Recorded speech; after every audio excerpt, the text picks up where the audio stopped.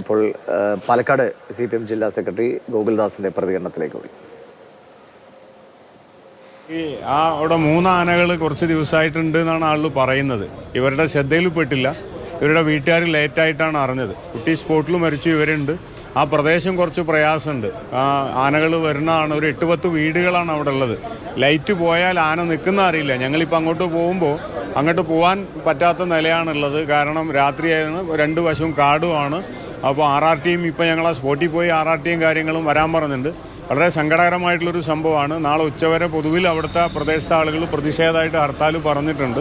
ബാക്കി കാര്യങ്ങൾ ഇപ്പോൾ DFOനോടും മന്ത്രിയോടും ഉൾപ്പെടെ എല്ലാം സംസാരിച്ചു. രാവിലെ എല്ലാം ചെയ്യാമെന്ന് അവർ പറഞ്ഞിട്ടുണ്ട്. പക്ഷേ നിരന്തരമായൊരു പ്രശ്നമാണ് അവിടെ. ഈ ആന കൂട്ടം അവിടെ ഉണ്ട്.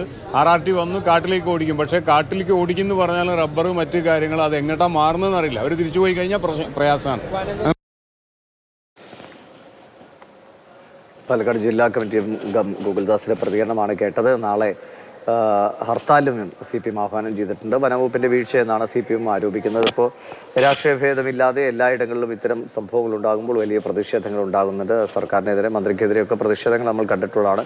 വയനാട്ടിലും ഒക്കെ ഒട്ടേറെ സംഭവങ്ങൾ ഇങ്ങനെ തുടർച്ചയായി ഉണ്ടാകുന്നു. ഇതിപ്പോൾ വീട്ടിലേക്ക് എത്താൻ 50 മീറ്റർ കഷ്ടി മാത്രം അവശേഷിക്കുമ്പോഴാണ് 22 വയസ്സായ അലന് തൻ്റെ ജീവൻ നഷ്ടമാകുന്ന. അമ്മ പരിക്കേറ്റ് ആശുപത്രിയിലാണ്. അവരാദ്യം പാലക്കാട് ജനറൽ ആശുപത്രിയിൽ എത്തിച്ചു. അവിടെ നിന്ന് ഇപ്പോൾ തൃശ്ശൂരിലേക്ക് വിദഗ്ധ ചികിത്സയ്ക്കായി കൊണ്ടുപോയിരിക്കുകയാണ്.